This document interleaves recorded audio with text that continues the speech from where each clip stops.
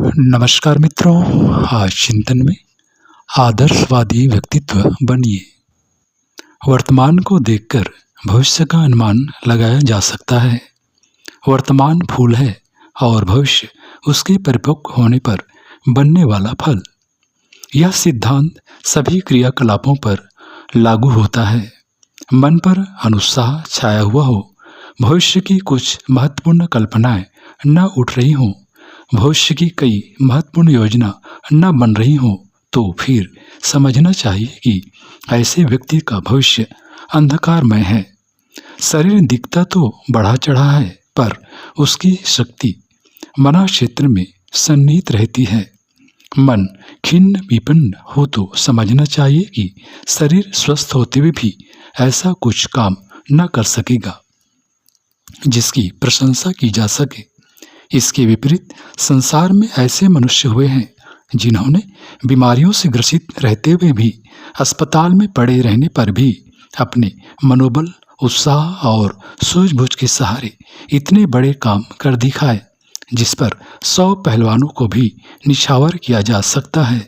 इसके ठीक विपरीत ऐसी घटनाएं भी घटती रही हैं जिनमें दुर्बल शरीर के रहते हुए भी मनोबल का इतना प्रचंड परिचय दिया गया कि लोग उन्हें शक्तिपुंज मानने लगे।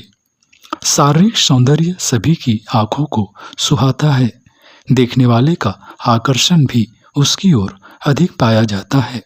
इस मान्यता के कारण कितने ही व्यक्ति सज धज के खर्चीले समय साध्य श्रृंगार करने में लगे रहते हैं, पर यह भूल जाते हैं कि यह आंखों का छलावा और भूल भुलैया मात्र है।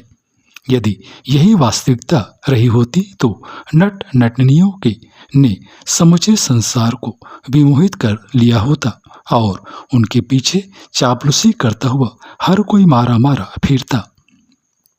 इसी प्रकार का एक भ्रम यह भी है कि स्वर संगीत का विशेष आकर्षण का केंद्र है। नर्तक, गायक अनेकों का मन मोह लेते हैं। कई बार तो शारीरिकगत सौंदर्य और कंठगत माधुर्य जन साधारण में इतना महत्व बना लेते हैं कि लोग उनके पीछे मुग्ध हो फिरते देखे जाते हैं, पर यह भ्रम जंजाल मात्र है।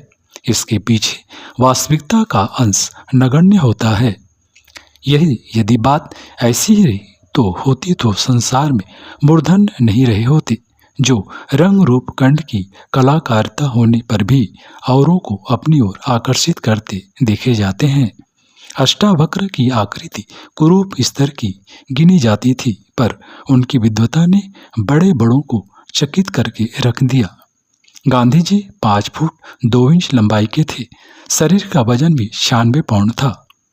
व्यक्तित्व का दर्शनीय स्वरूप देख कोई यह नहीं कह सकता था कि इनमें कोई विशेषता होनी चाहिए, पर चरित्र बल और आत्मबल के धनी होने के कारण उन्हें उच्च स्तर का महामानव माना गया। उनके प्रभाव का स्तर असाधारण देखा गया। जो कार्य उनने कर दिखाए, उनका आकलन करने वाले उन्हें किसी सिद्ध पुरुष से कम नहीं मान सकते। शरीर अथवा स्वर का आकर्षण तो सामयिक है। कुछ ही समय उनकी चमक दमक रहती हैं। अपने समय की मानवीय नर्तकियां, अभिनेत्रियां आयु ढलते ही बुढ़िया जैसी लगने लगती हैं। उनके चित्र देखने के लिए तो जो लोग लालायित रहते हैं वे भी समय ढलते ही उपेक्षा करने लगते हैं और मुंह फेर लेते हैं। कंठ भी एक आयु तक ही मिठास और आकर्षण धारण किए रहता है। आयु का ढलान आते ही न वह स्वर का आकर्षण रहता है और न रंग रूप ही।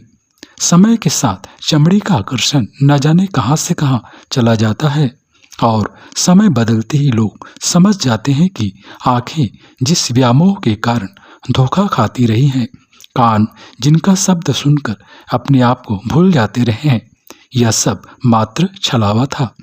मित्रों, व्यक्तित्व मनुष्य के चिंतन व चरित्र पर अवलंबित है।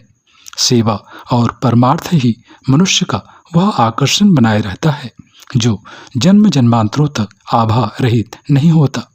आदर्शवादी व्यक्तित्व और सेवा संलग्न कर्तृत्व ही वह निधि है जिसके चरण होने की कभी कोई आशंका ही नहीं की जानी चाहिए।